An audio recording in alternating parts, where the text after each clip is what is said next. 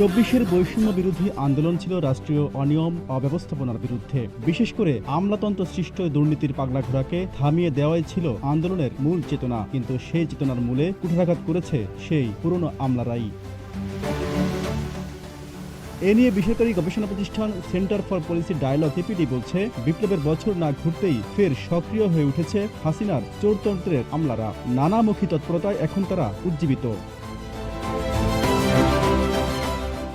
সিপিডির বিশেষ ফেলো ও শ্বেতপত্র প্রণয়ন কমিটির প্রধান ডক্টর দেবপ্রিয় ভট্টাচার্য বলেছেন, আমলা, ব্যবসায়ী আর রাজনীতিবিদরা মিলে আওয়ামী লীগের আমলে চোরতন্ত্র প্রতিষ্ঠিত করেছিল। চোরতন্ত্র বা লুটপাটতন্ত্রে যারা যুক্ত ছিলেন তাদের মধ্যে জড়িত রাজনীতিবিদেরা পালিয়ে গেছেন, ব্যবসায়ী গোষ্ঠীরা ম্রিয়মাণ হয়ে আছে, আর আমলারা আবারও পুনরুজ্জীবিত হয়েছেন।